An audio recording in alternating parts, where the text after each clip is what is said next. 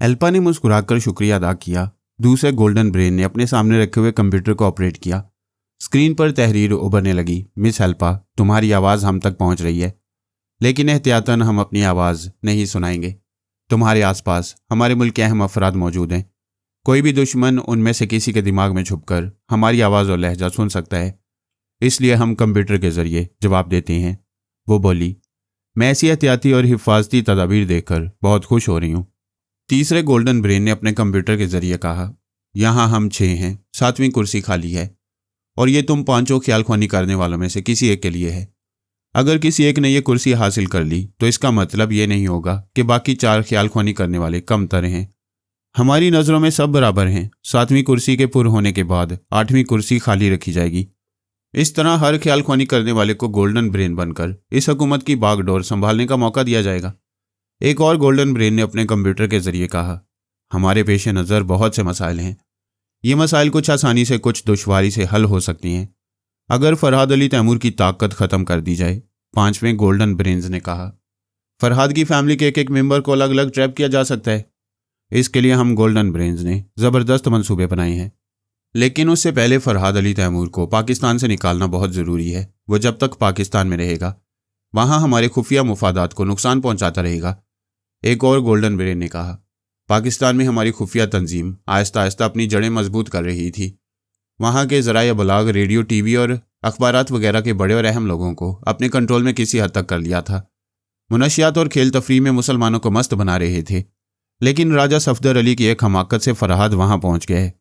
उसने जिस अंदाज में अपने बहनोई के कातिल को सज़ा दी है और आइंदा हमारी तंजीम का पोल खोलने वाला है, उसके पेश नज़र हमने अपनी लाइन ऑफ एक्शन में तब्दीली की है। स्क्रीन से वो तहरीर मिट गई। दूसरी तहरीर नुमाया होने लगी। वहाँ लिखा था, जब तक फरहाद ने वहाँ का रुख नहीं किया था हमें इस महाज पर टेलीपैथी जाने वालों की ज़रूरत नहीं थी। अब ज़रूरत है। तुम में से हर एक की ज़रूरत है। तुम 5 पाकिस्तान के अहम शोबों के अहम ओहदेदारों के दिमागों में बड़ी खामोशी से रहा करोगे और उनकी नादानिस्तगी में उन्हें अपने मकासद के लिए इस्तेमाल करोगे। इस तहरीर के बाद फिर दूसरी तहरीर उभरने लगी। तुम 5 ख्याल ख्वानी करने वाले अपने मुल्क से, अपने शहर से बाहर नहीं जाओगे। यहाँ महफूज रहकर ख्याल ख्वानी के ज़रिए फरहाद के खिलाफ महाजराई में मसरूफ़ रहोगे। तुम 5 की यही कोशिश होगी कि फरहाद को किसी के दिमाग में तुम्हारी मौजूदगी का शुबा ना हो। उसे ये समझने दो कि हमारा कोई ख्याल ख्वानी करने वाला उसके मुकाबिल पाकिस्तान में नहीं है। दानियाल एल्पा के दिमाग में था, ये तमाम बातें सुन रहा था। वैसे एल्पा की आमद से कबल ये तमाम बातें इन 4 टेलीपैथी जानने वालों J Morgan, general Parkin, Harry Hogan और दानियाल को बता दी गई थी। फिलहाल दानियाल को दिलचस्पी एल्पा से थी। यह सुनकर उसे मायूसी हुई कि आइंदा 5 टेलीपैथी जानने वालों को एक दूसरे से मिलाया नहीं जाएगा। ये एक गोल्डन ब्रेन्स का फैसला था कि 5 की बेहतरी एक दूसरे से दूर रहने में है। दुश्मन टेलीपैथी जानने वाले एक के ज़रिए दूसरे के पास नहीं पहुंच सकेंगे। अगर किसी मसले पर 2-3 टेलीपैथी जानने वालों की एक जगह ज़रूरत होगी तो गोल्डन ब्रेन्स ऐसे वक्त कोई मुनासिब तरीक़ाकार इख्तियार करने के लिए मुनासिब रहनुमाई करेंगे। लेकिन दानियाल की बेचैनी बढ़ गई थी। कोई अपनी चीज़ हाथ आते आते दूर हो जाए तो बेचैनी बढ़ जाती है और वो इस बेचैनी का इलाज जल्द ढूंढ लेना चाहता था। मैं अपनी बहन शाहीना की कोठी में ज़्यादा देर ना रह सका। दिल तो कहता था वो सदमात से चूर है, उसे छोड़कर नहीं जाना चाहिए, उसे फिर साथ ले जाना चाहिए, लेकिन हर 2 सूरतों में बहन का ही नुकसान हो सकता था। मैं कोठी में एक दिन भी रह जाता तो दुश्मन बड़ी आसानी से घेर कर पूरी कोठी को बहन के पूरे ख़ानदान के साथ बॉम्ब के धमाकों से उड़ा देते। अगर मैं बहन और उसके बच्चों को साथ ले जाता तो कहाँ ले जाता? दुश्मन तो कदम कदम पर हाजिर हो जाते हैं। मैंने कहा, शाहीना, फ्रांस में मेरे नाम से एक बस्ती आबाद है, उसे फरहाद विलेज कहते हैं। तुम बच्चों को लेकर वहाँ रिहाइश इख्तियार करो। वो ऐसी जगह है जहाँ कोई दुश्मन कदम रखने की जुर्रत नहीं करता है। वो बोली, भाईजान, मुझे फ़ख्र है कि मेरा भाई दुनिया का सबसे शाज़ोर इंसान है। मैं मानती हूँ यहाँ मेरे और बच्चों के दुश्मन पैदा हो गए थे, वो आपके हाथों मर गए। इनके बाद दूसरे पैदा होंगे, लेकिन मैं यहाँ से जाना नहीं चाहती। आखिर क्यों? अगर हम गुंडों, बदमाशों, स्मगलरों और कातिलों के डर से ये मुल्क छोड़ देंगे तो इसका मतलब ये होगा कि हम पाकिस्तान को मुजरिमों के हवाले करके जा रहे हैं। हमारे बुजुर्गों ने आग और खून के दरिया से गुजर कर ये मुल्क बनाया था। मैं इसे मुजरिमों के हवाले करने का जुर्म नहीं करूँगी। आप मुझसे दूर रहकर हौसला देती रहें। मैं यहाँ बच्चों के साथ रहकर दुश्मनों से लड़ती रहूँगी। मैंने उसके सर पर हाथ रखकर कहा, खुश रहो बेटे। तुम्हारी जैसी बेटियाँ सलामत रहेंगी तो दुश्मन इस मुल्क का कुछ नहीं बिगाड़ सकेंगे। वैसे मैं तुमसे ज़्यादा दूर नहीं रहूँगा। जब तक यहूदी तंजीम को नाबूद नहीं करूंगा पाकिस्तान ही में रहूंगा। सुबह होने वाली थी। मैंने बच्चों को प्यार करके दिलासा दिया। उन्हें बताया कि उनका भाई पारस और उनकी ममानी सोनिया यहाँ पहुँचने वाली हैं। वो भी इसी शहर में रहकर दूर ही दूर से उनकी निगरानी करेंगे। मैंने शाहीना के आंसू पहुँचे, फिर बाहर आ गया। बाहर सारी रात अवामी अदालत लगी रही थी। कातिल और उसके एक बेटे को इसी कोठी के हाथे में सजाए मौत मिली थी। इस इलाके के लोगों ने अपने हाथों से कातिल को जहन्नुम में पहुंचाया था। वर्दियां पहनकर कानून के मुहाफिज कहलाने वाले और कानून से खेलने वाले वहां से भाग गए थे। फिर भी वहां अच्छी खासी तादाद में लोग जमा थे। उनका ख्याल था कि कोठी के अंदर फरहाद अली तैमूर मौजूद है। वो फरहाद जिंदाबाद के नारे लगा रहे थे, मुझसे मुलाकात करने के लिए बेचैन हो रहे थे। मेरा फर्ज था कि उनसे मुलाकात करता, लेकिन पता नहीं मैं कब तक पाकिस्तान में रहूंगा। इसलिए अपने भाइयों बहनों और बुजुर्गों को अपनी ये मजबूरी समझाना चाहता हूँ कि मैं कभी किसी से बराह रास्त मुलाकात नहीं कर सकूंगा, क्योंकि दोस्तों के दरमियान दुश्मन लाजमी होती हैं। ये बात छुपी नहीं रहती कि मैं कहाँ हूँ और किन हजरात से मुलाकात कर रहा हूँ। दुश्मन मुझे निशाना बनाने से पहले यकीन करना चाहते हैं कि मैं ही असल फरहाद हूँ, और जब मेरी कौम के लोग मुझसे वालिहाना मोहब्बत और अकीदत से मिलेंगे तो दुश्मनों को मेरे फरहाद होने का यकीन किसी शुबा के बगैर हो जाएगा। लिहाजा मैं माजरत खा हूँ। मैं मिलूंगा, बेशुमार भाइयों और बहनों से मिलूंगा, लेकिन उन्हें यह मालूम नहीं होगा कि अभी अभी मैं उनसे मिलकर गया हूँ। शाहीना की कोठी से बाहर आकर मैंने लोगों से मुलाकात की। उन्हें बताया कि मैं शाहीना बेगम के दूर के रिश्ते से भाई लगता हूँ। पुरसे के लिए वजीराबाद से आया हूँ और अब वापस जा रहा हूँ। एक ने पूछा, क्या फरहाद साहब ने आपसे मुलाकात की? मैंने कहा, भाई साहब वो यहाँ मौजूद नहीं है। दुश्मनों को खौफजदा करने के लिए उन्होंने कहा था कि अपनी बहन की हिफाजत के लिए रहेंगे, लेकिन कोई भी खातून अंदर जाकर तस्दीक कर सकती है, शाहीना बेगम और उनके बच्चों के सिवा कोई दूसरा कोठी में नहीं है। मैं उन्हें यकीन दिलाता रहा, उनसे मुलाकात भी करता रहा। फिर वहाँ से रेलवे स्टेशन आया। स्टेशन के पास ऐसी सराएं हैं जहाँ दूर दराज के गांव वगैरह से सादालू देहाती आते हैं और एक चारपाई के 5 रुपये देकर रात गुजारते हैं। यह गरीब आवाम का सबसे सस्ता होटल है। मैं दुनिया के सबसे महंगे होटलों में और शाही महलों में रहता आया हूँ। उस रोज़ मैं एक सराय में आकर एक चारपाई किराए पर लेकर बैठ गया। एक तवील मुद्दत के बाद मैं अपने पुराने माहौल में पहुंच गया था। धोती शलवार कुर्ते और कमीज पहने हुए, सर पर रिवायती तर्ज की पगड़ी बांधे लोग जैसे मेरे अंदर से निकलकर सराय में नजर आ रहे थे। मेरी आंखों के सामने शाहकोट की हवेली और उस इलाके के मनाजिर घूमने लगे।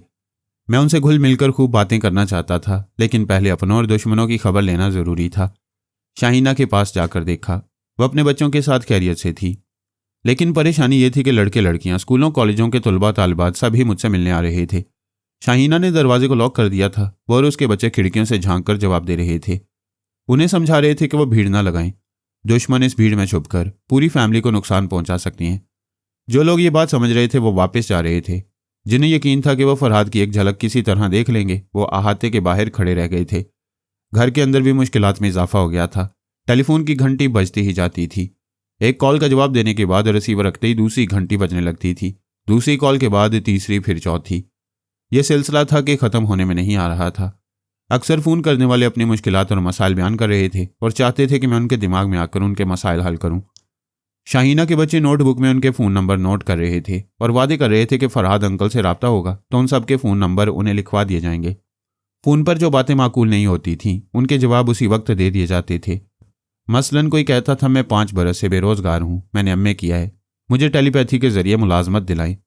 उसे जवाब दिया गया, तुमने एमए तक तालीम हासिल करने के लिए अपने वालिदैन के हज़ारों रुपये ज़ाया किए, अपनी तालीमी सलाहियतों से मुलाजमत हासिल न कर सके। अगर मुलाजमतें बाअसर अफराद के लड़कों को मिलती हैं और तुम्हारी सलाहियतों को नज़रअंदाज किया जा रहा है तो तुम्हारा फ़ोन नंबर हमने नोट कर लिया है। तुम्हारे साथ इंसाफ होगा और तुम्हारी शायान शान मुलाजमत मिलेगी। अगर एमए करने के बाद भी नाअहल हो तो टेलीपैथी के ज़रिए कभी मदद हासिल नहीं होगी। मैंने वो फ़ोन नंबर मालूम करके बेरोज़गार जवान से कहा, बेटे बेरोज़गारी पूरे मुल्क का मसला है। अगर मैं हर नौजवान को रोज़गार दिलाता रहा तो मेरी उम्र गुजर जाएगी, लेकिन यह मसला ख़त्म नहीं होगा।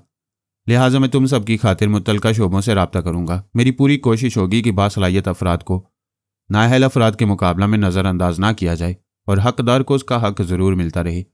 मैंने एक और बेरोज़गार जवान के ख्यालात पढ़े। उसे गुजारे के लायक मुलाजमत मिल गई थी, लेकिन वो किसी ऐसी लड़की से शादी करना चाहता था जिसके वालिदैन लाखों रुपए का जहेज या कारोबार के लिए नकद रकम अदा करें। मैंने ऐसे गैरतमंद नौजवान के भी ख्यालात पढ़े जिसने ऐसी लड़की से शादी की जिसके वालिदैन जहेज देने के काबिल नहीं थे। एक बहुत बड़ी फैक्ट्री में उसने सीनियर मैकेनिक की हैसियत से अपनी कारकर्दगी का मुजाहरा किया था। लेकिन एक बड़े सरकारी ओहदेदार की सिफारिश पर उसे जूनियर और एक नाअहल शख्स को सीनियर बना दिया गया। मैंने उस ओहदेदार के दिमाग में पहुंचकर पूछा, जब दिमाग में किसी दूसरे की आवाज़ें सुनाई देती हैं तो जानते हो वो आवाज़ें कहाँ से आती हैं? उसकी सहमी हुई सोच ने कहा, ये आवाज़ें टेलीपैथिक इल्म से आती हैं। मैंने सुना है फरहाद अली तैमूर हमारे मुल्क में है। तो फिर फरहाद पूछ रहा है, तुम लोगों को ज़रा भी शर्म और गैरत है या नहीं?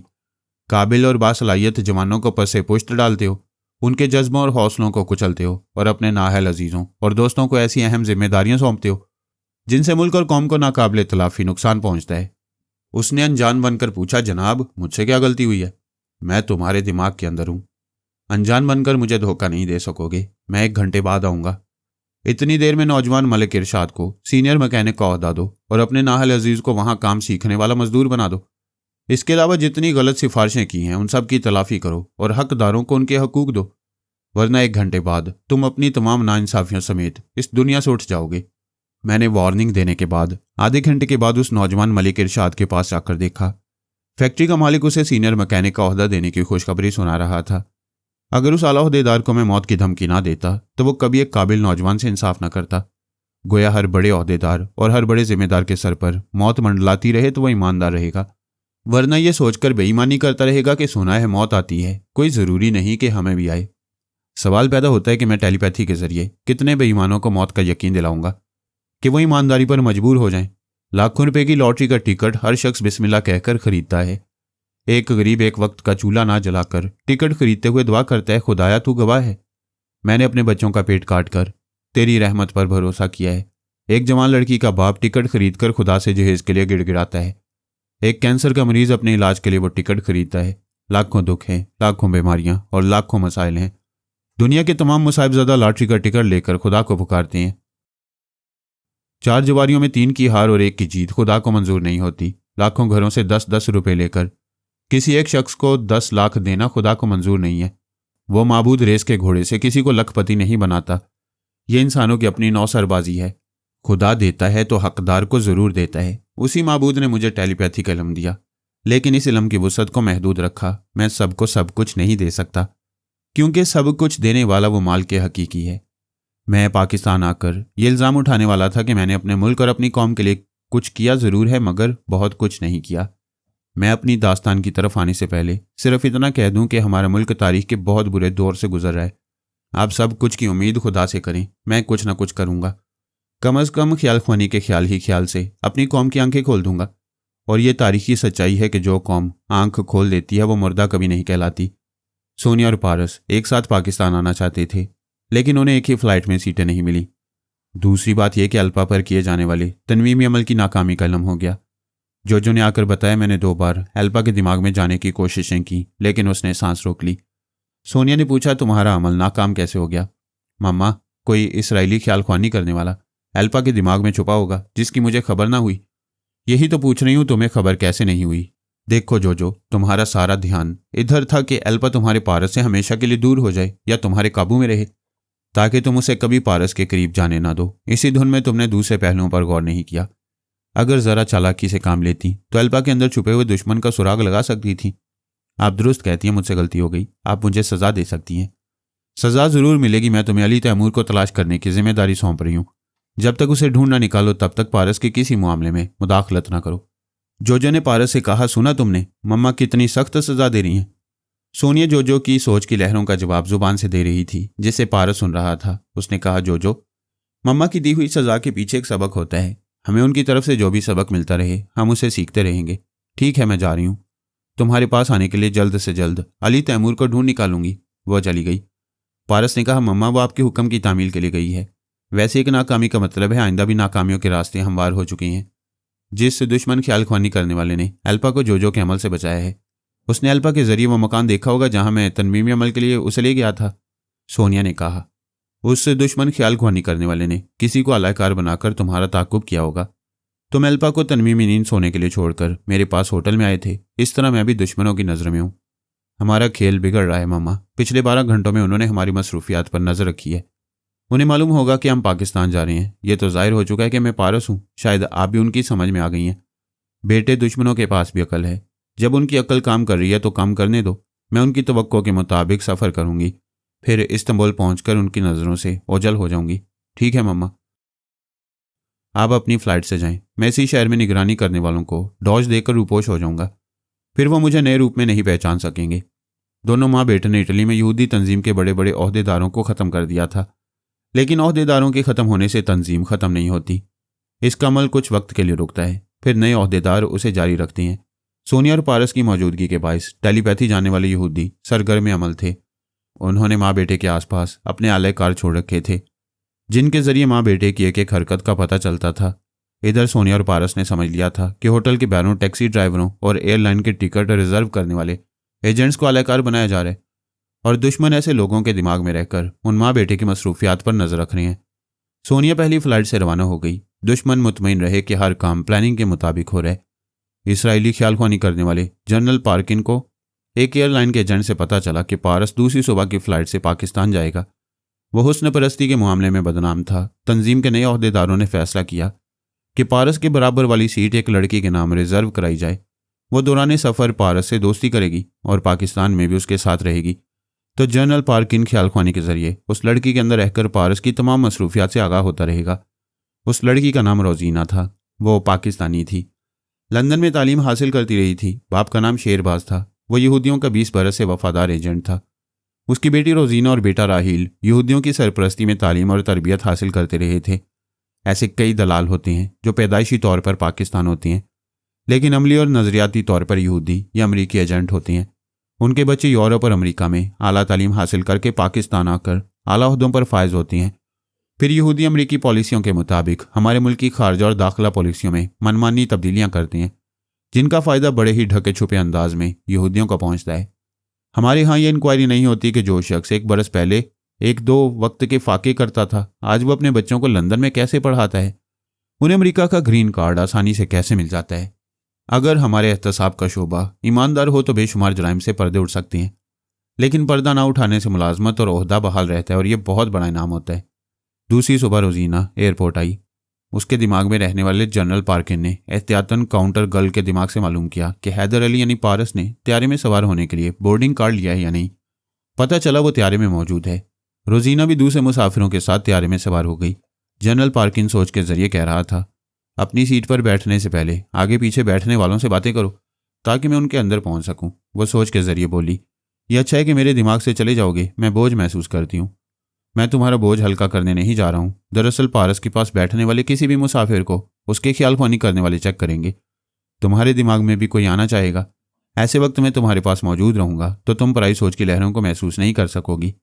मैं सांस नहीं रोकूंगी, सिर्फ बेचैनी महसूस करूंगी। दुश्मन यही समझेंगे कि मेरा दिमाग हसास है, मगर मैं सांस नहीं रोक सकती हूँ। फिर वो मेरे ख्यालात पढ़ेंगे तो मैं एक गैर मुतल्लिक लड़की साबित होती रहूंगी। रोजीना के दिमाग पर ऐसा ही अमल किया गया था कि वो तंजीम के आलयकार ना समझी जाती। उसके चोर ख्यालात ये बताते कि वो लंदन में ज़ेरे तालीम है, शहर रूम के तारीखी खंडरात देखने आई थी। अब वो पाकिस्तान अपने बाप जान शेरबाज से मिलने जा रही थी। वो अपनी सीट के पास आई।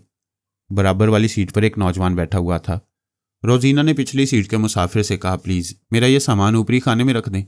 मुसाफिर ने मुस्कुराकर कहा, ज़रूर, उस खाना में मेरा भी सामान है। वो रोजीना का बड़ा सा बैग उठाकर ऊपर रखने लगा। जनरल पार्किन उसके अंदर पहुंच गया। उसके जरिए उसने दूसरे मुसाफिर से बातें की। इस तरह आसपास के लोगों के अंदर जगह बना ली ताकि हर तरह से पारस पर नजर रख सके। वो नौजवान हिफाजती बेल्ट बांधे अपनी सीट पर सो रहा था। उसे खबर न थी कि एक हसीन लड़की उसके पास आकर बैठ गई है। वो इस बात से बेखबर था कि त्यारा परवाज कर रहा है। रोजीना उसे नागवारी और बेचैनी से देख रही थी। उसे समझाया गया था कि वो सफ़र के दौरान उससे दोस्ती करे, लेकिन जो क़यामत की नींद सो रहा हो उससे भला दोस्ती कैसे हो सकती है। वो सोचने लगी, इससे किस बहाने से जगाया जाए। उसने नौजवान के हाथ पर हाथ रखा, फिर उसे हिलाया।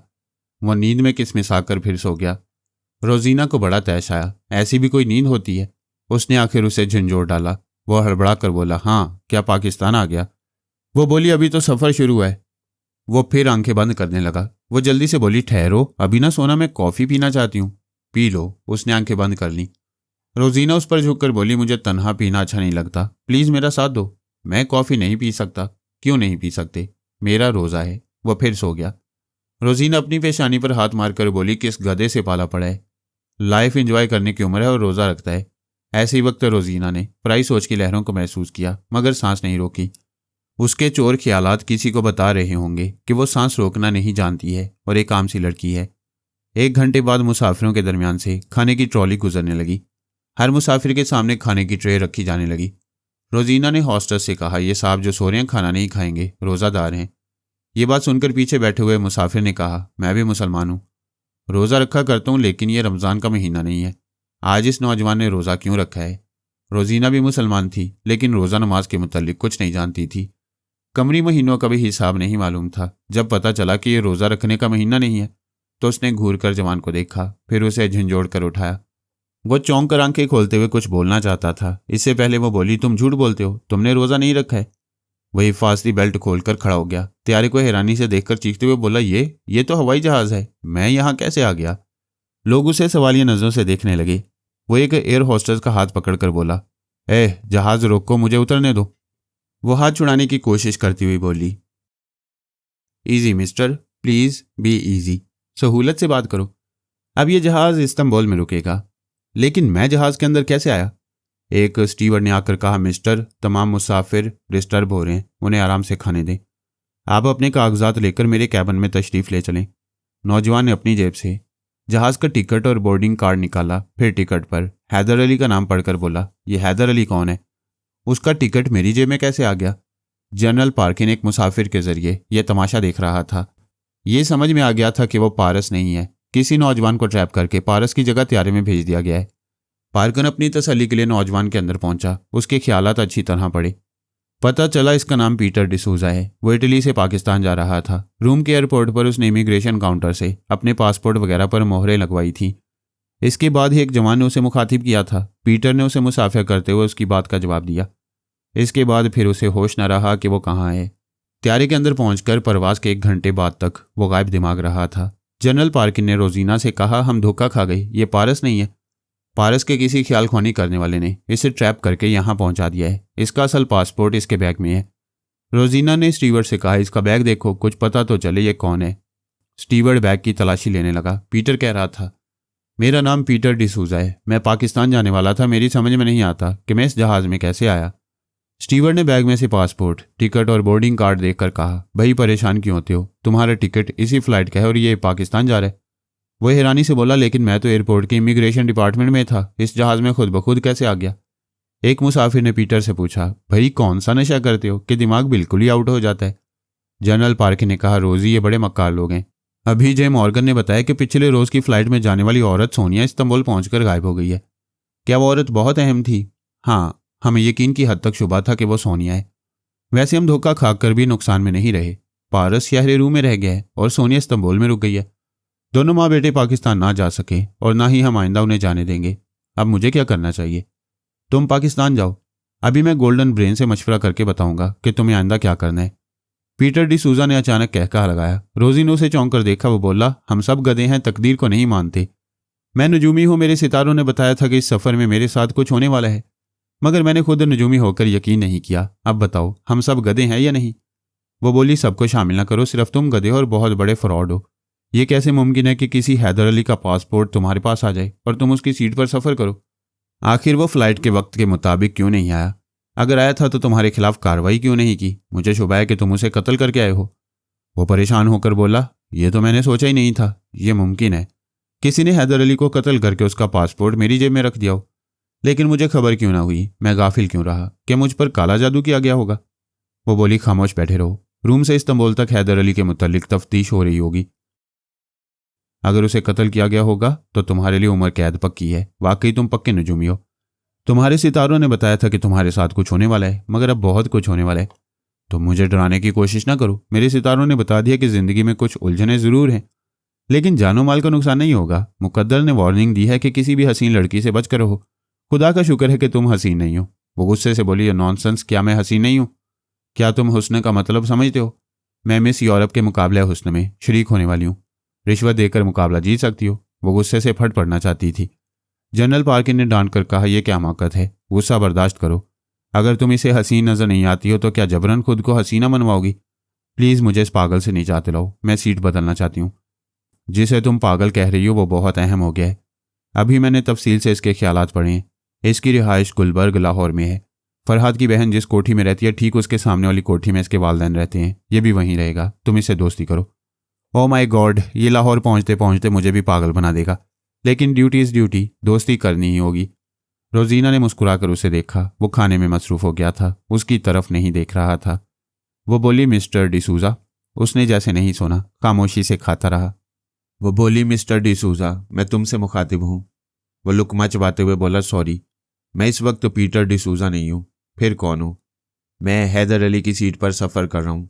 अच्छा, समझ गई, मैं तुम्हें हैदर कहूँगी। असूलन तो यही कहना चाहिए। इस सीट ने बड़ी गड़बड़ कर दी है। कोई गड़बड़ नहीं की है। यहाँ बैठकर हम दोस्त बन रहे हैं। मुझसे दोस्ती करोगे हैदर? तो मुझे हैदर कह रही हो? मैं ऐसा ही हूँ, मेरा मज़हब बदल रही हो? वो गड़बड़ा गई, फिर संभल कर बोली, अभी तो तुमने कहा था कि पीटर नहीं हो। पीटर ना होने का ये मतलब नहीं है कि मैं हैदर हूँ। सीट बदलने का ये मतलब नहीं है कि तुम मज़हब बदल दो। वो बुरी तरह उलझकर सोच के जरिए बोली, मिस्टर पार्किन, तुम देख रहे हो, सच बोलो, ये पागल नहीं है। ये बहुत ज़हीन है, मंतक की बातें कर रहा है। इल्मे मंतक में यही होता है कि सीट हैदर की है तो उस पर बैठने वाला पीटर नहीं होगा। बोर्डिंग कार्ड और कंप्यूटर रिपोर्ट के मुताबिक वहां कोई भी बैठे वो हैदर कहलाएगा। फिर वो हैदर कहलाने से क्यों इनकार कर रहा है? इसलिए कि वो ईसाई है और तुम उसके ईसाई होने से इनकार नहीं कर सकती। रोजीना, ये नौजवान बहुत ज़हीन है। तुम्हें भी अपनी जहानत का सबूत देकर दोस्ती करना चाहिए। इससे तुम्हें नुकसान नहीं पहुंचेगा, बल्कि ये हमारा अलहकार बनकर रहेगा। रोजीना ने पीटर को देखकर एक गहरी सांस ली, फिर मुस्कुराकर बोली, तुम अपनी बातों से उलझा देते हो। सच पूछो तो तुम्हारा यह अंदाज मुझे जीत रहा है। मैं तुम्हें किसी नाम या किसी मजहब के हवाले से नहीं पुकारूंगी, दोस्ती के रिश्ते से दोस्त कहूंगी, ठीक है? वो बोला, ठीक तो लग रहा है, लेकिन मैंने पहले कभी किसी लड़की से दोस्ती नहीं की। इस मसले पर गौर करना होगा। इसमें गौर करने की क्या बात है? वाह, बात क्यों नहीं है। मैं अपने एक दोस्त के सामने लिबास बदल लेता हूं, तुम्हारे सामने कैसे बदल सकूंगा? वह दूसरी तरफ देखने लगी। पीटर ने कहा, लड़के लड़की की दोस्ती मसला बन जाती है। अब तो मानती हो ना? तुम्हारे साथ बातें करने के लिए मुझे घी पीना पड़ेगा। सीधी सी बात है, जिस दोस्ती पर दुनिया वाले भी एतराज़ करते हैं, हम वो दोस्ती ना करें, बल्कि रिश्तेदारी कर लें। कैसी रिश्तेदारी? मैं तुम्हें इज्जत और एहतराम से आंटी कहूँगा। एक हसीन और जवान लड़की के लिए यह रिश्ता धमाका था। इस बार वो आतिश फिशां की तरह फटने वाली थी, लेकिन जनरल पार्किन ने उसके दिमाग को कंट्रोल किया। वो चंद लम्हों तक साकित बैठी रही, अपनी जगह से हिल ना सकी। अगर हिलने का मौका मिलता तो शायद वो पीटर का मुंह नोच लेती। पार्किन ने कहा, रोजीना, तुम अपने मिशन में नाकाम हो रही हो, खुद को काबू में रखो, वरना ये जवान हाथ से जाएगा तो तुम्हारी लंदन की शहरियत छीन ली जाएगी। हज़ारों पाउंड की अदायगी रोक दी जाएगी। तुम्हारा बाप यहूदी तंजीम का एक अहम रुकन है, वो भी तुम्हें सजा से नहीं बचा सकेगा। वह ठंडी पड़ गई। पीटर ने कहा, मैंने तुम्हें गुस्सा दिलाने के लिए आंटी कहा, लेकिन तुम्हें गुस्सा नहीं आया। मुझे ऐसी ही अक्लमंद लड़कियां पसंद हैं। तुम बेहद हसीन हो, इतनी कमसिन हो कि आंटी कहने से तुम्हें हंसना चाहिए। वो खिलखिलाकर हंसने लगी। पीटर ने हाथ बढ़ाकर पूछा, दोस्ती? वो हाथ मिलाकर बोली, पक्की दोस्ती। तो फिर हम एक दूसरे को अपने अपने बारे में बताएं। मेरा नाम तुम्हें मालूम हो चुका है। मेरे डैडी का नाम ऑनर डिसूज़ा है। डैडी और मम्मी एक इंग्लिश मीडियम स्कूल के मालिक हैं। मैं लंदन में किराए पर कारें सप्लाई करता हूँ। 10 बरस बाद पाकिस्तान जा रहा हूँ। मैं भी 10 बरस बाद जा रही हूँ। लंदन में मम्मी और बड़े भाई के साथ रहती हूँ। लाहौर के बड़े दौलतमंदों में मेरे डैडी का शुमार होता है। वह यकीनन बहुत बड़े कारोबारी होंगे, पता नहीं क्या है। पाकिस्तान में एक अच्छी बात है कि किसी से यह नहीं पूछा जाता कि उसके पास दौलत कहाँ से आ रही है। तुमने डैडी से पूछा होगा? हाँ, पूछा था। उन्होंने जवाब दिया, दुनिया में दौलत से बेहतर कोई चीज़ नहीं। लिहाजा बेहतर चीज़ जहाँ से भी आती है बेहतरी के लिए आती है। बेहतरी को बेशुमार होना चाहिए, उसका हिसाब नहीं करना चाहिए और ना किसी को हिसाब देना चाहिए। जनरल पार्किन रोजीना के दिमाग में रहकर पीटर डिसूज़ा की बातें सुन रहा था। उसके दूसरे ख्याल ख्वानी करने वाले जे मॉर्गन और हैरी हॉगन ये तस्दीक कर रहे थे कि शाहीना की कोठी के सामने वाकई कोई ऑनर डिसूज़ा रहता है या नहीं। उन्होंने लाहौर में मुख्तलिफ ज़रा इख्तियार करके ऑनर डिसूज़ा के दिमाग में जगह बनाई थी। फिर यह तस्दीक हो गई कि पीटर उसका बेटा है और वह अपने बेटे की आमद का इंतज़ार कर रहा है। पीटर डिसूज़ा कोई फ्रॉड नहीं था, लेकिन फ्रॉड था। सलमान ने अपने अमल के जरिए से पीटर बना रखा था। पीटर डिसूज़ा के नाम से पासपोर्ट और ज़रूरी कागजात तैयार कराने में चंद घंटे लगे थे। पारस के पास हैदर अली के नाम का भी पासपोर्ट और टिकट वगैरह रहने दिया था, ताकि दुश्मन पूरी तरह चक्कर में आ जाएं, और वो बुरी तरह फ्रेब में मुब्तला हो गए थे। दूसरी तरफ मैंने ऑनर डिसूज़ा और उसकी वाइफ को अपना मामूल बना लिया था। दुश्मन ख्याल ख्वानी करने वाले उनके ख्यालात पढ़कर मुतमईन हो रहे थे। मैंने इन तमाम मसरूफियात से निमट कर रोजीना के ख्यालात पढ़े।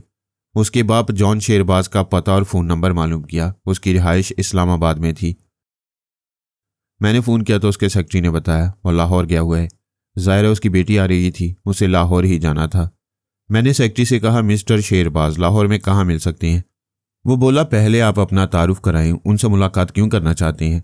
मैं लंदन से आया हूँ, उनकी वाइफ का एक पैगाम पहुँचाना चाहता हूँ। आप आधे घंटे बाद फ़ोन करें। मैं रिसीवर रखकर उसके ख्यालात पढ़ने लगा। वो लाहौर का एक नंबर डायल कर रहा था। थोड़ी देर में जॉन शेरबाज से रब्ता कायम हो गया। सेक्रेटरी ने मेरे मुतल्लिक बताया। उसने कहा, वो दोबारा फ़ोन करे तो कहना मेरी वाइफ का पैगाम तुम्हें सुना दे, तुम मुझे सुना दोगे। उसने रिसीवर रख दिया। वो एक बहुत बड़े ड्राइंग रूम में चंद अफराद के साथ बैठा हुआ था। एक शख्स ने कहा, मिस्टर जॉन, तुम्हें सख्ती से यह ताकीद की गई है कि कुछ अरसे तक बराह रास्त फ़ोन अटेंड ना करो और सिर्फ हमारे लोगों से मुलाकात करो। जहां तक मुमकिन हो खुद को गोशा नशीन रखो, इस तरह फरहाद से महफूज रह सकोगे। दूसरे शख्स ने कहा, अब क्या बताऊं किसका फ़ोन था? अक्सर फ़ोन अजनबी हजरात के होते हैं। ये लोग मुख्तलिफ बहानों से मुलाकात करना चाहते हैं। मेरे बीवी बच्चों का हवाला देकर मुझसे कुछ फ़ायदा उठाना चाहते हैं। ऐसे ही किसी शख्स का फ़ोन था। हमारे मुल्क में लोगों के पास सरमाया बहुत है और कई सरमायादारों को मालूम हो चुका है कि मैं बीच का दलाल हूँ। बैरूनी ममालिक की कंपनियों के इश्तराक से यहाँ 3 सरमायादारों की बहुत बड़ी फैक्ट्रियाँ और मिलें कायम करा चुका हूँ। अंदर की बात कोई नहीं जानता कि बैरूनी ममालिक की कंपनियों के पीछे यहूदियों का खाम माल और सरमाया है और हम सब मिलकर इस मुल्क को इसराइली प्रोडक्ट्स की मंडी बना रहे हैं। मैं खामोशी से बातें सुन रहा था। यहूदी सियासत को तो मैं खूब समझता हूँ, लेकिन ये बात मेरे इल्म में नहीं थी कि इन्होंने पाकिस्तान को भी टारगेट बनाया हुआ है। दरअसल पाकिस्तान में अक्सर इस कदर जोश और जज्बों के साथ फ़लस्तीन की आज़ादी के हक़ में मुजाहरे हुआ करते हैं कि हम बैरूनी मुल्कों में रहने वाले यही समझते हैं कि पाकिस्तानी कौम बेदार है और वो यहूदियों के फ्रेम में नहीं आएगी। यहाँ आकर रफ्ता रफ्ता भेद खुल रहा है कि इसराइली एजेंट बड़ी सफाई से, बड़ी राजदारी से अपना काम कर रहे हैं। यह ज़रूरी नहीं कि जिसका नाम जॉन शेरबाज हो वो मुसलमान हो। हॉलीवुड का मशहूर व मारूफ अदाकार उमर शरीफ ऐसा ही है। ये दुनिया जानती है कि सद्दाम हुसैन का दस्ते रास्त तारिक अजीज़ भी ऐसा ही है। इस तरह बेशतर यहूदियों के नाम मुसलमानों जैसे होते हैं। इसी तरह बैनुल-अक़वामी शोहरत हासिल करने वाली मसनूआत की सनतें पाकिस्तान में कायम की गई हैं, लेकिन यह वजाहत नहीं है कि पीछे मालकान कौन है और जॉन शेरबाज जैसे एजेंट किस तरह उन्हें मुनाफा पहुंचाते हैं। मैं बाकी बातें बाद में भी जॉन शेर के जरिए मालूम कर सकता था। इस वक्त यह सोचने की बात थी कि ऐसे कारोबार के लिए इंपोर्ट लाइसेंस क्यों जारी किए जाते हैं। मैं इंपोर्ट और एक्सपोर्ट के शोबे के नाखुदा के पास पहुंचा। उसे मुखातिब किया तो वह दोनों हाथों से सर थाम कर सोचने लगा, क्या ये मेरे अंदर से आवाज़ आ रही है? हाँ, मैं फरहाद अली तैमूर बोल रहा हूँ। ज़रा देखो टेलीपैथी किस तरह तिगनी का नाच नचाती है। मैंने उसे उठाया बिठाया, इधर से उधर दौड़ाया, फिर सोफे पर बिठाकर पूछा, क्या मेरी मौजूदगी का यकीन हो गया? जी हाँ, मैं मानता हूँ आप फरहाद साहब हैं।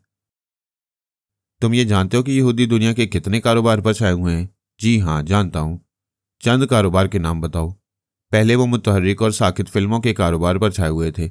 आजकल जापान वर्ल्ड मार्केट पर छा रहा है। यहूदियों के पास फौलाद का कारोबार है, साबुन, क्रीम, मेकअप का जुमला सामान, और क्या क्या बताऊं जनाब, आप क्यों पूछ रहे हैं? उनकी मसनूआत पाकिस्तान में आती हैं और तुम इंपोर्ट लाइसेंस जारी करते हो और पाकिस्तानी सरमायादारों के इश्तराक से उन्हें यहाँ कारोबार की खुली छुट्टी देते हो। मेरे जारी करदा लाइसेंस में और मुआहदों में किसी यहूदी कंपनी का नाम नहीं है। इसराइल से हमारा बराह रास्त कोई ताल्लुक नहीं है।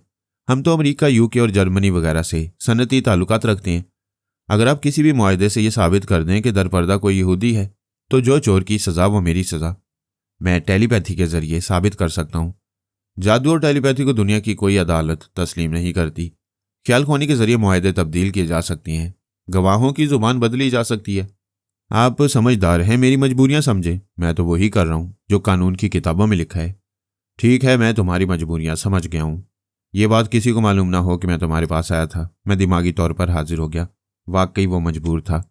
अमेरिका और बरतानिया के सनतकार यहूदियों को अपने पीछे छुपाकर पाकिस्तान में ज़िमनी सनतें कायम कर रहे थे और ये दावे करते थे कि उन्होंने यहूदियों से तमाम हकूक़ खरीद लिए हैं, लिहाजा मुसलमान सरमायादारों का इस्लाम खतरे में नहीं पड़ेगा।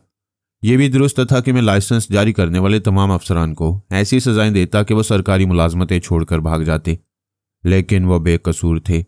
उनके पास कार्रवाइयों के लिए जो कागजात आते उनमें किसी यहूदी शख्स या यहूदी कंपनी का नाम नहीं होता। और यह भी दुरुस्त है कि टेलीपैथी को दुनिया की कोई अदालत तस्लीम नहीं करती, क्योंकि इस इल्म के जरिए अदालत में झूठ को सच और सच को झूठ जबरन बनाया जाता है। ख्याल ख्वानी के जरिए फाजिल मुनसफ़ों के फैसले चश्मे ज़दन में बदले जा सकते हैं। मैं अपने मुल्क के फाजिल जज साहिबान, बैरिस्टर हजरात और दीगर कानून के मुहाफिजों का दिल से एहतराम करता हूँ, इसलिए उनके दिमागों से खेलने की गुस्ताखी नहीं करूँगा। और फिर क्यों करूँ, जबकि वो कानून के ऐन मुताबिक सबूत और चशमदीद गवाहों के बयानात की रोशनी में इंसाफ के तकाजे पूरे करते हैं। टेलीपैथी का सबसे बड़ा फ़ायदा यह है कि जो मुजरिम कानून से खेलकर अदालत को धोखा देकर साफ बच कर निकल आते हैं, हम साफ तौर से उनका सफाया कर देते हैं। मैं फिर जॉन शेरबाज के पास आया। वो यहूदी मुशीरों के साथ बैठा हुआ था। उनके एक ख्याल ख्वानी करने वाले ने जॉन शेरबाज से आकर कहा था, तुम या तुम्हारा कोई बंदा रोजीना से मिलने एयरपोर्ट नहीं जाएगा। उसने पूछा, ये पाबंदी क्यों है? तुम्हारी बेटी एक ऐसे नौजवान को फांस कर ला रही है जिसकी कोठी फरहाद की बहन की कोठी के सामने है। तुम में से कोई उसे रिसीव करने नहीं जाएगा तो रोजीना को उस नौजवान के घर मेहमान बनकर जाने का मौका मिल जाएगा। यह आइडिया अच्छा है, लेकिन मैं 1 बरस बाद बेटी से मिलने वाला था। आप एक बाप की बेचैनी समझ सकती हैं। हम अपना मिशन पूरा करने के लिए बाप बेटी, माँ बेटे के जज्बात नहीं देखते। पहले हमारे मिशन की कामयाबी की भरपूर कोशिशें करो। हम तुम्हारी बेटी के जरिए शाहिना की कोठी के अंदर और पूरे खानदान के अंदर पहुंचने वाले हैं। ऐसा जरूर होगा। मेरी बेटी बहुत ज़हीन है। मुझे इतनी इजाज़त दो कि मैं दूर से उसकी सूरत देख लूँ। इजाज़त है, ज़रूर देखो, लेकिन वो तुम्हें देखकर अनजान बन जाएगी। मैंने सलमान के पास जाकर उसे यहाँ के हालात बताए, फिर पारस के मुतल्लिक पूछा। उसने कहा, वो ठीक जा रहा है, दुश्मनों को शुबा नहीं है। मैंने सिर्फ 24 घंटों के लिए उसकी असली शख्सियत भुला दी है। ये वक्त गुजरते ही वो खुद को पारस की हैसियत से पहचान लेगा। वो कब पहुंच रहा है? फरहाद भाई, वो तो पहुंच गया है। क्या? लेकिन जॉन शेरबाज को एक ख्याल ख्वानी करने वाले ने बताया कि फ़्लाइट 4 घंटे लेट है। मेरा ख्याल है उसे धोखा दिया गया है ताकि वो बेटी के करीब ना जाए। हाँ, उन लोगों को अंदेशा होगा कि बाप बेटी एयरपोर्ट पर एक दूसरे को देखकर जज्बात से मगलूब हो सकती हैं, कोई गलती कर सकती हैं। मैं फिर जॉन शेर के पास आया। उसके पास बैठने वाले मुशीर रुखसत हो गए। वो बेटी की सूरत देखने के लिए बेचैन था, इसलिए एल्बम खोलकर 1 बरस पहले वाली तस्वीर देख रहा था। सोच रहा था, 1 बरस बाद वो और कितनी प्यारी लगती होगी। आखिर वो किस मकसद के लिए यहूदियों का एजेंट बना हुआ था?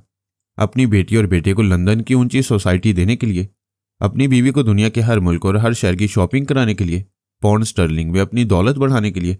आखिर में सब कुछ पा लेने के बाद और पाकिस्तान की खुदा न खास्ता ऐसी तैसी करने के बाद वह बीवी बच्चों समेत बैतुल मुकद्दस जाएगा, जहां किसी पाकिस्तानी को जाने की इजाज़त नहीं है, मगर हर दोगले मुसलमान को इजाज़त है। वो जाते हैं, वहां नमाजें पढ़ते हैं, सजदे पर सजदे करते हैं। कमाल है कि अल्लाह ताला को नाउजुबिल्लाह फरेब देते हैं। जॉन शेरबाज का भी बुढ़ापे में यही इरादा था। मैंने कहा, चलो बेटे, मैं तुम्हारे इरादे पूरे करता हूँ। वह एल्बम को एक तरफ रखकर उठ गया, बाहर आकर अपनी कार में बैठ गया। मैंने उसके दिल में ये बात पैदा की कि बेटी के इंतजार में वक्त नहीं गुजर रहा है, लिहाजा एक लंबी ड्राइव के बाद एयरपोर्ट जाएगा।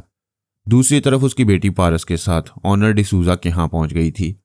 डिसूजा और उसकी वाइफ ने पारस को अपना बेटा पीटर डिसूजा समझकर गले लगाया और उसे प्यार किया। रोजीना का इस्तकबाल बड़ी गर्मजोशी से किया। पारस ने कहा, मॉम, ये बरसों बाद यहाँ आई है, कोई इसे रिसीव करने नहीं आया। बेचारी परेशान थी, मैं साथ ले आया हूँ। मॉम ने कहा, हमारी बेटी के रिश्तेदारों को किसी तरह का मुगालता हुआ होगा।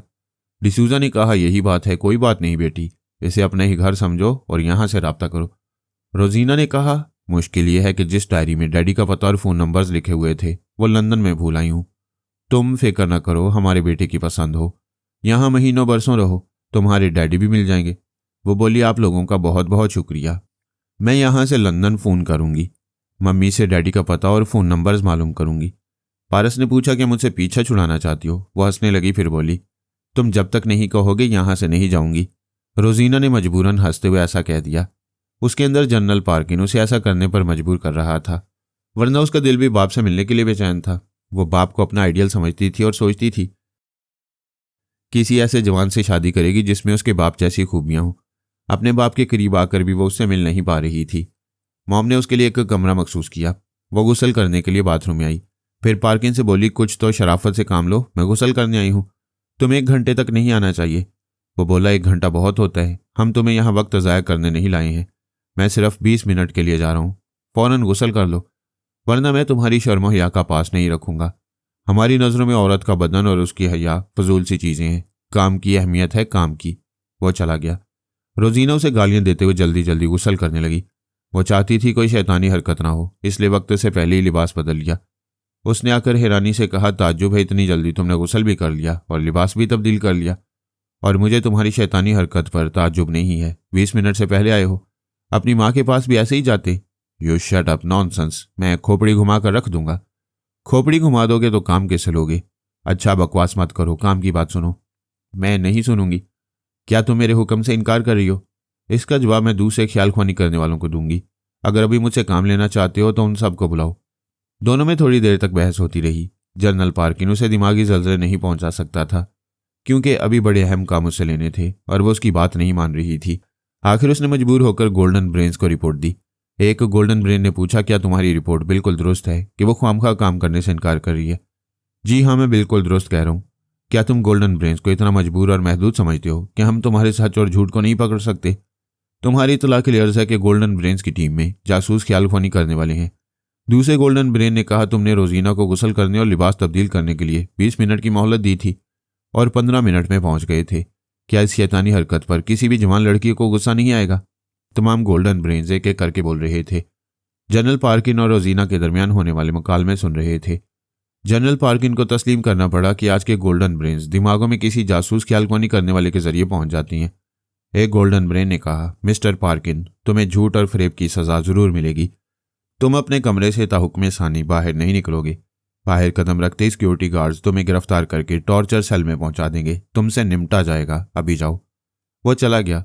गोल्डन ब्रेन्स ने टेलीपैथी जानने वाले हैरी हॉगन को हुक्म दिया कि वो रोजीना के पास जाकर बिगड़े हुए हालात को संभाले और मालूम करे कि शाइना के घर में दिन रात कितने अफराद आते जाते हैं, वो कौन लोग होते हैं, उनके हुलिया और खास पहचान क्या होती है।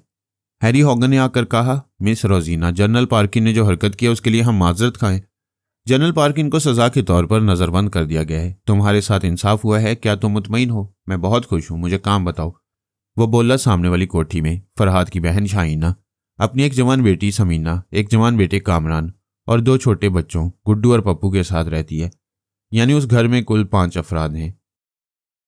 तुम किसी बहाने छत पर दूरबीन लेकर जाओ। उनकी खिड़कियों से जो भी नजर आए उसे अच्छी तरह पहचान लो। जब 5 को उनके चेहरों से अच्छी तरह पहचान लोगी तो किसी छठी अजनबी की आमद से मालूम हो सकेगा कि और कौन आता जाता है। उनके यहाँ मुलाजिम भी तो होंगे। नहीं, मुलाजमों को एहतियातन निकाल दिया गया है ताकि हम उनके दिमागों में जगह न बना सकें। तुम लोग शाहीना और उसके बच्चों के दिमागों में जा सकते हो। बेशक जा सकती हैं, लेकिन वो फरहाद की बहन और भांजे और भांजियां हैं। कोई दुश्मन ख्याल ख्वानी करने वाला सिर्फ इस खौफ से उसके अंदर नहीं जाएगा कि पकड़ा जाएगा और बेमौत मारा जाएगा। लेकिन कैसे पकड़ा जाएगा ये अभी तुम नहीं समझोगी। हम खुद नहीं समझ पाते कि फरहाद और उसके टेलीपैथी जानने वाले किस तरह अपनों के अंदर दुश्मनों की बू सूंघ लेती हैं। ऐसे अंदेशों से बचने के लिए तुम्हें आलाकार बनाया गया है और तुम्हें भी उनसे दूर रखा गया है। वो अपनी अटैची से दूरबीन निकालकर शाने पर लटकाते हुए बोली, मैं छत पर जाऊंगी, क्या मुझे गाइड करते रहोगे? मैं तुम्हारे साथ रहूंगा, कोई एतराज हो तो कह देना। थोड़ी देर के लिए चला जाऊंगा। शुक्रिया, तुम बहुत मुहज्जब इंसान हो। वो कमरे से बाहर आई, फिर पारस से बोली, हाय पीटर, तुम अभी तक मॉम से बातें कर रहे हो? मैं जरा छत पर जाकर आसपास का माहौल देखना चाहती हूँ, चलोगे? तुम ऊपर चलो, मैं गुस्ल करके लिबास बदल के अभी आता हूँ। मॉम ने उसे छत पर पहुंचाया, फिर बोली, बेटी बड़ी धूप है, बर्दाश्त नहीं कर पाओगी। और मॉम, मैं जवान हूँ और जवानी धूप और गर्मी से ही बनती है, आप नीचे जाकर आराम करें। वो बेचारी चली गई। रोजीना ने दूरबीन संभाली, फिर सामने देखते हुए ज़ेरे लब बोली, कोठी बड़ी शानदार है, आखिर बहन किसकी है? इधर मेरे और सलमान के दरमियान राब्ता कायम था। सलमान ने बताया वो दूरबीन से देख रही है और एक गाइड करने वाला उसके अंदर मौजूद है। ठीक है, वापस जाओ, कोई खास बात हो तो आकर बता देना। वो चला गया। मैंने जॉन शेरबाज से कार स्टार्ट कराई, उसे आगे बढ़ाया। शाहीना की कोठी से सिर्फ 100 गज के फासले पर मैंने उसकी कार रुकी थी। वो आधे मिनट में कोठी के सामने रुक गया। छत पर खड़ी हुई रोजीना ने सोच के जरिए कहा, एक कार आकर रुक गई है। हैरी हॉगन ने कहा, गौर से देखो, जो भी अंदर जाए उसकी खास पहचान बयान करती जाओ। कार का दरवाज़ा खुला तो बेटी को बाप की सूरत नजर आई। पहले तो यकीन नहीं आया, फिर उसने दूरबीन के लेंस को एडजस्ट करके देखा तो खुशी से बोली, मिस्टर हॉगन, ये तो मेरे डैडी हैं। हॉगन ने हैरानी से पूछा, तुम खुश हो रही हो? ये परेशानी की बात है, तुम्हारा बाप यहाँ मरने क्यों आ गया है? मेरे बाप के बारे में जुबान संभाल कर बोलो, मेरे दिमाग में खतरे की घंटी बज रही है। मैं अभी मिस्टर शेरबाज से मालूम करता हूँ मामला क्या है। उसने जॉन शेरबाज के दिमाग में छलांग लगाई। मैंने पूरी तरह उसके दिमाग पर कब्जा जमा रखा था। हॉगन ने उसे पूछा, मिस्टर शेरबाज, तुम यहाँ क्यों आए हो? जॉन शेरबाज ने मेरी मर्जी के मुताबिक पूछा, तुम कौन हो? मैं तंजीम का एक ख्याल ख्वानी करने वाला हूँ। मेरा साथी जे मॉर्गन तुमसे रब्ता रखता है। शेरबाज ने कहा, वो राब्ते के वक्त कोडवर्ड्स इस्तेमाल करता है। मैं अभी जे मॉर्गन को भेज रहा हूँ, मगर याद रखो तुमने यहाँ आकर बड़ी गड़बड़ कर दी है। वो चला गया। चंद सेकंड के बाद ही जे मॉर्गन ने आकर कोड वर्ड्स अदा किए, फिर पूछा, यहाँ क्यों आए हो? वो बोला, तुमने झूठ कहा था कि फ्लाइट 4 घंटे लेट है। तुम्हारे झूठ की वजह से मैं अपनी बेटी की सूरत नहीं देख सका। बेटी को ना देखने का मतलब यह नहीं है कि तुम दुश्मन की कोठी के सामने आ जाओ। जॉन शेरबाज ने कहा, अरे खुद बोलते हो, खुद भूल जाते हो। तुमने ही कहा था कि मेरी बेटी ठीक शाहीना के सामने वाली कोठी में ठहरेगी, फिर मैं उसे देखने यहाँ नहीं आऊंगा तो कब्रिस्तान जाऊंगा क्या? जे मॉर्गन ने कहा, मैं समझ चुका हूं, तुम्हें फरहाद यहाँ पकड़ कर लाया है। इस बार मैंने अपनी आवाज में पूछा, बस इतना ही समझ पाए हो या आगे पीछे भी कुछ समझ में आ रहा है? वो बोला, आखिर तुम जाहिर हो गए। तुम लोगों को जाहिर करने के बाद जाहिर हो रहा हूं। उधर सामने वाली छत पर बेटी के दिमाग में हैरी हॉगन है। उससे पहले जनरल पार्किन था। अपने कुछ और बंदों को बुला लो ताकि वो एक एक पल की रिपोर्ट गोल्डन ब्रेन्स तक पहुंचाते रहे। वो बोला, ये हमारा तुम्हारा मामला है। तुम ख्वामखा जॉन शेरबाज को यहाँ क्यों लाए हो? पहल तुम लोगों ने की है। तुम बेटी को लाए हो, मैं बाप को लाया हूं, और दोनों बाप बेटी नाम नहाद मुसलमान और पाकिस्तानी है। तजारत के शोबे में ये जॉन शेरबाज जिस तरह मेरे मुल्क से तुम्हें मुनाफा कमाने के मौके दे रहे, इस गद्दारी और वतन फरोशी की सजा मौत है। तुम पछताओगे फरहाद। इसकी मौत के बाद मैं तुम्हें पछताने के हिज्जे सिखाऊंगा। मैं ऐलान कर चुका हूं कि मेरी बेवा बहन का दरवाजा अवामी अदालत का दरवाजा है। जब कानून बेबस हो जाएगा और अदालत को सबूत और गवाह नहीं मिलेंगे, तब मेरी बहन के दरवाजे पर अदालत लगेगी। जॉन शेरबाज ने कोर्ट के अंदर से रिवॉल्वर निकालकर एक हवाई फायर किया। मैंने उसके जरिए बुलंद आवाज से कहा, लोगों, मुझे अफसोस है मैं पेश की इत्तला ना दे सका। यहां एक हंगामी अदालत का फैसला हो चुका है। उसने दूसरा हवाई फायर किया। बार बार फायरिंग हो और लोग ना आए, ऐसा होता नहीं है, इसलिए भीड़ लगने लगी। इस बार जॉन शेरबाज मेरी मर्जी के मुताबिक अपनी आवाज में बोलने लगा, लोगों, मैं नाम नहाद मुसलमान हूं, यहूदियों का दलाल हूं। आज तक मुझे कोई कानून का मुहाफिज गिरफ्तार न कर सका, लेकिन फरहाद अली तैमूर ने मौत के दरवाजे पर पहुंचा दिया है। मैं अपने जुराइम का इतराफ करते हुए खुद को मौत की सजा दे रहा हूं।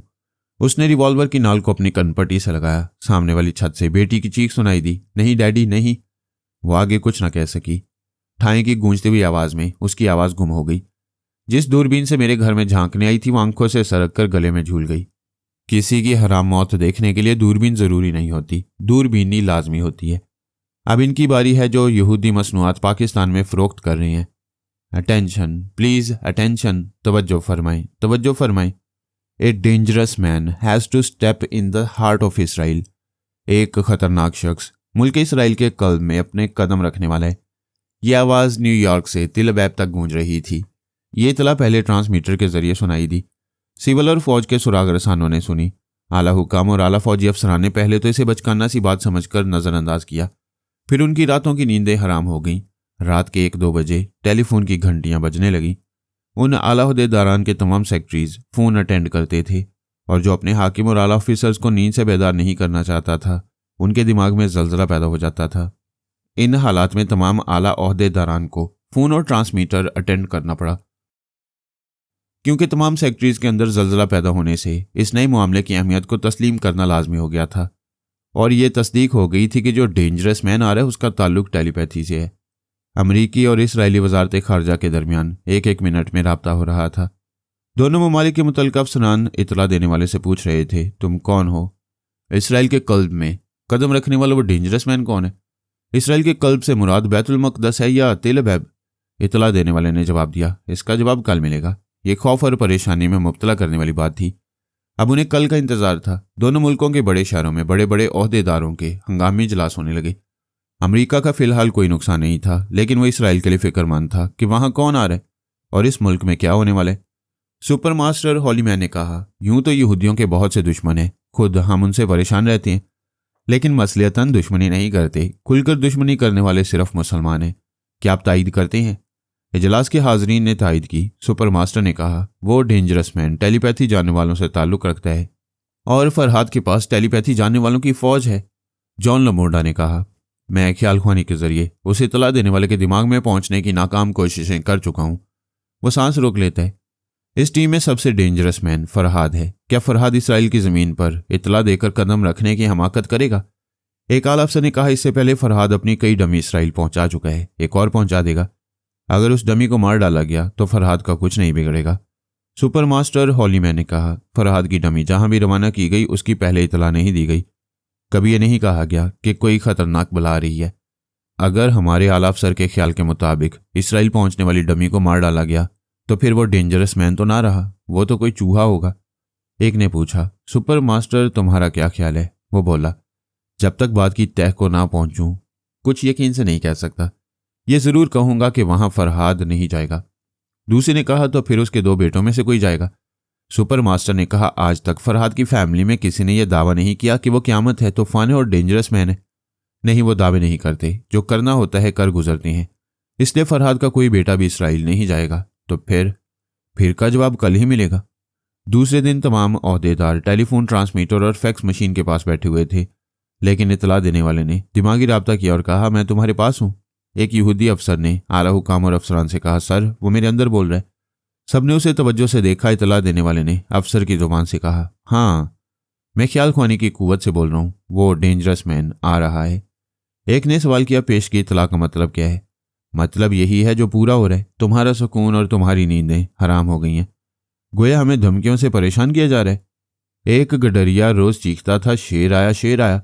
लोगों ने इसे धमकी या शरारत समझ लिया। फिर एक दिन सचमुच शेर आ गया।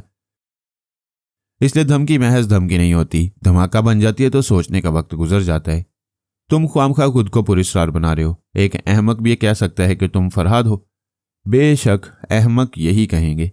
वो झींप गया, फिर बोला, चलो अच्छा हुआ कि फरहाद नहीं है। वो डेंजरस मैन हमारी जमीन पर कदम रखते ही हराम मौत मरेगा। उसके करीब कोई जाएगा तो वो खुद मरेगा, और उसके करीब जाने का मतलब ही अपनी जिंदगी हारना है। तुम्हारे ख्याल में इसराइल में फौज, हथियार और सिक्योरिटी जैसी कोई चीज नहीं है? जरूर है, लेकिन सब चीजें बेअसर हो जाएंगी। वो आएगा तो आजमा लेना, और हाँ वो तन्हा नहीं, अपनी शरीके हयात के साथ आ रहे हैं। आखिर बात खुल गई ना, सोनिया और फरहाद आ रहे हैं। सोच सोच कर पागल हो जाओ, फिर भी समझ नहीं पाओगे। वैसे खुदा गवाह है, फरहाद और उसकी फैमिली का कोई फर्द यहां कदम नहीं रखेगा। मैं जा रहा हूं। 1 मिनट, इतना बता दो वो कब आ रहा है? इसका जवाब कल मिलेगा। यह फिर झुंझलाहट में मुब्तला करने वाली बात थी। कई दिनों से सुकून गारत किया जा रहा था कि कोई खतरनाक शख्स आ रहा है। जब आने वालों को अहमियत दी जाने लगी तो एक दिन में एक ही सवाल का जवाब दिया जाने लगा। दूसरे सवाल का जवाब दूसरे दिन पर टाल दिया जाता, और यह गुस्से और बेबसी में मुब्तला करने वाला अंदाज था।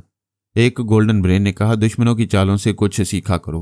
वो गालियां दे तो तैश में ना हो, वो तैश दिलाए तो बर्दाश्त करो। तभी तुम ठंडे दिमाग से हर पहलू पर गौर कर सकते हो। दूसरे गोल्डन ब्रेन ने कहा, अहम सवाल यह है कि वो हमारे मुल्क में क्यों आ रहे हैं? आने वाले की दिलचस्पी हमारे मुल्क से क्या है? आने वाला चैलेंज के अंदाज में आ रहा है, लिहाजा वो दोस्त नहीं होगा। मगर उसे हमसे दुश्मनी क्या है? मेरा ख्याल घूम फिर कर फरहाद की तरफ जाता है। उसे पाकिस्तान में हमारी तजारती मुनाफाखोरी का इल्म हो गया है। उसने हमारे सबसे बड़े एजेंट जॉन शेरबाज को मार डाला है। अब वो अपने किसी डेंजरस मैन को यहाँ पहुंचाएगा और उसके जरिए हमारी खारजा और तजारती पॉलिसी पर नजर रखेगा और मालूम करता रहेगा कि इसराइल का कितना सनती माल पाकिस्तान में फरोख्त होने के लिए नाम बदल कर जाता है। वो तो ख्याल खुआनी के जरिए भी ऐसी मालूमात हासिल कर सकता है। फिर हमारा माल अमेरिका और यूके के ताजरों के जरिए भी जाता है।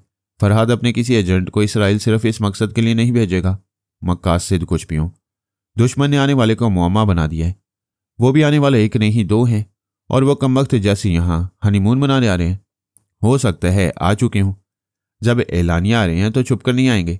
भाई आने दो। हो सकता है हम खोदें पहाड़ और निकले चूहा। हाँ, अक्सर ऐसा होता है। किसी चीज़ की बड़ी धूमधाम से पब्लिसिटी होती है, फिर पता चलता है कि ऊंची दुकान और फीका पकवान है। हमारे इत्मीनान के लिए बहुत है कि फरहाद और उसके बेटे नहीं आ रहे। दूसरे दिन इत्तला देने वाले ने फिर राब्ता किया और कहा वो आ रही हैं। अगले दिन ठीक 12 बजे जब सूरज सर पर होगा वो तुम्हारे सरों पर मौजूद होगा। एक आला हाकिम ने पूछा, क्या तुम ये तवक्को करते हो कि हम बिन बुलाए मेहमानों का इस्तकबाल करेंगे? मैं कई दिनों से इतला दे रहा हूं, किसी तरह की तवक्को जाहिर नहीं कर रहा हूं। तुम्हारी अकल जो कहती है वो करो। वो किस मुल्क से आ रही है? उफ़क़ के उस पार से।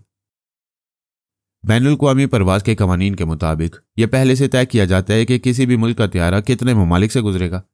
उस रूट लाइन के हर मुल्क को पेश की इतला दी जाती है। वो बिन बुलाए मेहमान आ जाएं तो उनसे पूछ लेना कि बैनुल-अक़वामी कवानीन की पाबंदी उन्होंने क्यों नहीं की। हम उस त्यारे को फिजा में ही मारकर गिरा सकती है। ऐसी गलती न करना, इसराइल का नक्शा इस दुनिया से मिट जाएगा। इतला देने वाले ने राब्ता खत्म कर दिया। बैनुल-अक़वामी परवाज के इदारों के दरमियान राब्ते होने लगे। खलाई स्टेशन के जासूसी कैमरे जमीन के हर हिस्से से परवाज करने वाली चीज़ों की तस्वीरें उतारने लगे। दूसरे दिन सुबह 9:30 बजे खलाई सियारे से रिपोर्ट मिली कि यूनान के जनूब मशरकी साहिल से एक त्यारे ने परवाज की है और वह अफ्रीका के शुमाली समुद्रों पर परवाज करता हुआ इसराइल की तरफ आ रहा है। पूरे इसराइल में सनसनी फैल गई।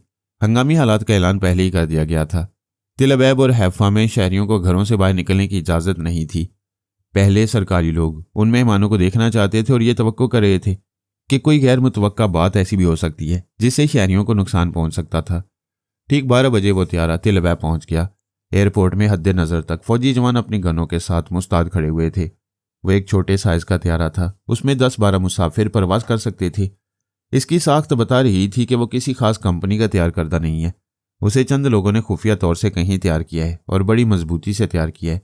वो एक रनवे पर आकर ठहर गया। चंद सेकंड के बाद उसका इंजन बंद हो गया। हजारों फौजियों की नजरें उस त्यारे पर मरकूज थीं। वो एक बंद मुट्ठी की तरह था। पता नहीं उसके अंदर से निकलने वाले कौन होंगे। वैसे ही अंदेशा था कि पिंडोरा बॉक्स खुलने वाला है। पिंडोरा बॉक्स की वजाहत हो जाए तो बेहतर है। अल्लाह ताला ने जब ये अर्जी दुनिया आबाद की तो यहाँ मुसरतें ही मुसरतें थीं। कोई दुख दर्द का मतलब समझता ही नहीं था। किसी की आंख में आंसू नहीं आता था। हर तरफ हंसते मुस्कुराते इंसानी चेहरे थे। एक दिन एक शैतान सिफ्त बूढ़े ने एक हंसती मुस्कुराती लड़की को एक खूबसूरत सी संदूकची लाकर दी और उसे कहा, इसे अपने पास रखो लेकिन इसे कभी ना खोलना। वह बूढ़ा संदूकची देकर चला गया। लोग उस लड़की के यहाँ इसे देखने आते थे और कहते थे, जो संदूकची बाहर से इतनी खूबसूरत है वो अंदर से ना जाने कितनी खूबसूरत होगी। ये इंसान की फितरत है। उसे कोई चीज़ छुपाओ तो वो उसे देखने के लिए बेचैन हो जाता है। हजार मना करने के बावजूद वो उसे देखकर ही दम लेता है। उस लड़की ने वो संदूकची खोल दी। उसके खुलते ही चीखों आहों और कराहों की आवाज़ें अंदर से उभरती हुई निकलीं और हंसती बसती दुनिया में दुखों और बीमारियों का आगाज़ हो गया। वह संदूकची पेंडोरा बॉक्स के नाम से मशहूर है और यह महज एक बचकाना किस्सा नहीं, दरस इबरत है कि इंसान खुद अपनी नादानी या कम अकली से मुसीबतों को दावत देता है। हमने इसराइली हुकाम को बारहा समझाया, हमसे छेड़छाड़ ना करो, पेंडोरा बॉक्स ना खोलो, लेकिन उन्होंने आखिर इस बॉक्स को अपने एयरपोर्ट पर बुलवा ही लिया। अब इस पेंडोरा बॉक्स को तो खुलना ही था। इसके अंदर से दुखों और मुसीबतों का तूफान निकलना ही था। लेकिन इस तैयारी का कोई दरवाज़ा नहीं था। पहले तो समझ में ही नहीं आया कि वो किधर से खुलेगा और डेंजरस मैन कहाँ से नमूदार होगा। फिर सब चौंक गए। वो त्यारा लरज रहा था, जैसे कैद शेर पिंजरे को टकरे मारकर लरजा रहा हो। 1 मिनट के अंदर ही त्यारे की छत जोरदार आवाज से अलग होकर ऊपर उठ गई। उस फौलादी छत को दोनों हाथों से उठाने वाला जिब्राइल ग्रांट था। वो पहाड़ जैसा कद्यावर शख्स इंसान कम और रोबोट ज्यादा लग रहा था। उसने सालम छत को उठाकर दूर फेंक दिया। फौजी जवान दौड़ते हुए दूर चले गए और अपनी गनों के साथ नई पोजीशन संभालने लगे। उनके सीनियर अफसरान उन्हें किसी वक्त भी फायरिंग का हुक्म दे सकते थे। छत के खुलते ही सोसाना उठकर खड़ी हो गई। वो भी कद और जसामत में जिब्राइल ग्रांट के बराबर थी। देखने वालों को समझाने की जरूरत नहीं थी कि वो रोबोट की शरीक हयात शी रोबोट है और गैर मामूली ताकत में जिब्राइल से किसी तरह कम नहीं। उसने एक जोरदार भड़क लगाकर त्यारे की दीवार को लात मारी। फौलादी दीवार लरसती हुई एक तरफ झुकने लगी। फिर सोसाना की दूसरी किक वो दीवार तोड़कर रनवे के फर्श पर आ गई। किसी चश्मे हैरत ने यह तमाशा कभी देखा न होगा जो दिखाई दे रहा था। इस तमाशे को किस्सा कहानी भी नहीं कहा जा सकता, क्योंकि मौजूदा साइंसी दौर में फौलादी रोबोट ऐसी हैरत अंगेज तकरीबी कार्रवाइयाँ पेश कर चुके हैं। सोसाना और जिब्राइल भी ऐसे ही साइंसी तजुर्बात से गुजारे गए थे। फौलादी रोबोट बनाने वालों ने यह नया तजुर्बा किया था कि गैर मामूली कद्यावर इंसानों के अंदर अगर फौलादी हड्डियां बनाई जाएं और ऊपर से गोश्त पोस्त का ही जिस्म रहे तो ये आधे इंसानों और आधे रोबोट कैसे नताइज पेश करेंगे। बड़ी तलाश के बाद सोसाना और जिब्राइल ग्रांट का जोड़ा ऐसे तजुर्बात के लिए मिला था। वो यूं भी कुदरती तौर पर निहायत ही शाहजोर थे। अमेरिका की एक अंडरग्राउंड लेबॉर्ट्री में उन पर कई तरह के तजुर्बात किए गए। जैसे जैसे कामयाबियां हासिल होती गईं मजीद नए तजुर्बात भी होते रहे। इस दास्तान में उन दोनों का तफसीली जिक्र पहले हो चुका है। आइंदा भी वाक़यात के तसलसल के साथ उनके माजी की अहम बातें पेश होती रहेंगी। मेरी फैमिली को नीज तो नाबूद कर देने के लिए सोसाना और जिब्राइल ग्रांट को पेरिस भेजा गया था। यह दुश्मनों की बदबख्ती थी कि सोसाना हुस्न इत्तफाक से पारस के चक्कर में आ गई और पारस ने उसे अपनी आपा जान बना लिया। फिर यह रिश्तेदारी इतनी गहरी और मजबूत हो गई कि पारस के मशवरे को वो तस्लीम करके रूपोश हो गई। दोनों को बड़ी राजदारी से बाबा साहब के दायरे में पहुंचा दिया गया। फिर किसी दोस्त दुश्मन ने नहीं देखा कि वो कहाँ हैं और उन्हें कैसी ट्रेनिंग दी जा रही है। अमरीकी साइंसदानों के लिए चौंका देने वाली खबर थी कि उनके तजुर्बात का निचोड़ इंसानी रोबोट सोसाना और जिब्राइल जिंदा हैं और बरसों बाद इसराइल में नमूदार हुए हैं। तिल अबैब के एयरपोर्ट पर कई मुकामात पर टीवी कैमरे नस्ब थे। एयरपोर्ट पर जो कुछ हो रहा था उसे सैटेलाइट के जरिए अमेरिका में भी देखा जा रहा था। फिर तमाम ममालिक के अखबारी रिपोर्टर्स और फोटोग्राफर्स वहां मौजूद थे। पहले कहा जा रहा था कि वो दोनों यूनान या आसपास के किसी मुल्क से आए हैं। अब अमेरिका पर इल्ज़ाम आयद किया जा रहा था। माजी में सब जानते थे कि दोनों इंसानी रोबोट अमेरिका की ईजाद हैं। सुपरमास्टर हॉलीमैन इसराइली हुकाम को यकीन दिला रहा था कि पारस ने सुसाना और जिब्राइल को अगवा किया था। इस सिलसिले में फिर किसी वक्त बहस हो सकती है। फिलहाल इन दोनों को नुकसान पहुंचाने की नादानी ना की जाए। इन पर बंदूक की गोलियां भी असर नहीं करती हैं। वो दोनों त्यारे पर से छलांगे लगाकर रनवे के फर्श पर आ गए थे और शाना बशाना चलते हुए एयरपोर्ट की इमारत की सिमत बढ़ रहे थे। अफसरान के हुक्म से फौजी जवान पीछे हटकर उन्हें गुजरने का रास्ता दे रहे थे। लाउड स्पीकर के जरिए कहा जा रहा था, मिस्टर ग्रांट और मिसेस सुसाना ग्रांट, तुम बिन बुलाए मेहमान हो। हमारे मुल्क में तुम्हारी आमद गैर कानूनी है। इसके बावजूद हम अमन व अमान बहाल रखने के लिए तुम्हें वीआईपी लाउंज तक महदूद रखने की इजाज़त देते हैं। शहरियों की जानो माल की हिफाजत तुम पर भी लाजिम है, लिहाजा हमारे अहकामात की तामील करो। वो दोनों चलते चलते रुक गए। फिर जिब्राइल ग्रांट ने मुंह उठाकर बोलना शुरू किया तो उसकी आवाज़ स्पीकर के बगैर दूर तक गूंजने लगी। वो कह रहा था, हमें रोबोट ज़रूर बनाया गया है, लेकिन हम इंसान हैं, इंसानों की हिफाजत करते हैं। हम यहाँ के हर शहरी की जानो माल की हिफाजत उस वक्त तक करेंगे जब तक हमारे अपने लिए कोई खतरा पैदा नहीं होगा। सुसाना ने बुलंद आवाज़ से कहा, तुम्हारे बयान के मुताबिक यहाँ हमारी आमद गैर कानूनी है। जब हमारी आमद गैर कानूनी है तो तुम्हारे अहकामात की तामील हम पर लाजम नहीं रही। वो कहते कहते रुक गई, फिर खला में तकते हुए बोली, कोई टेलीपैथी जानने वाला मेरे दिमाग में आने की नाकाम कोशिश कर रहा है। जिब्राइल ने कहा, मैं भी यही महसूस कर रहा हूँ और ये वाजे कर देना चाहता हूँ कि हमारे दिमाग हसास बनाए गए हैं और हमने 15 मिनट तक सांस रोकने में महारत हासिल कर ली है। सुसाना ने कहा, हमें अफसोस है कि हम तुम्हारे हुक्म के मुताबिक यहाँ वीआईपी लाउंज तक महदूद नहीं रहेंगे। ये हमारे खाने और फिर कुछ देर आराम करने का वक्त है, लिहाजा हम 5 स्टार होटल जा रहे हैं। वो होटल के अंदर से गुजरते हुए एयरपोर्ट के हाथे से बाहर आए। दूर तक कोई शहरी नजर नहीं आ रहा था, सिर्फ मुसल्लफ फौजी और उनकी गाड़ियां दिखाई दे रही थीं। जिब्राइल ने एक अफसर से कहा, यह ट्रक खाली करो और हमें होटल पहुंचाओ। अफसर ने वायरलेस के जरिए बात की। एक आला अफसर ने कहा, इन्हें होटल पहुंचा दो, अभी इनके मुतालिक कुछ अहम फैसले हो रहे हैं। तमाम आला ओहदेदारान और आला फौजी अफसरान एक बड़े हॉल में मौजूद थे। उनके सामने और दाएं बाएं रखे हुए टीवी स्क्रीन पर गोल्डन ब्रेन्स नजर आ रहे थे। इसके अलावा हॉल में और भी बेशुमार टीवी थे जिनकी स्क्रीन पर सुसाना और जिब्राइल वक्तन फवक्तन दिखाई देते थे।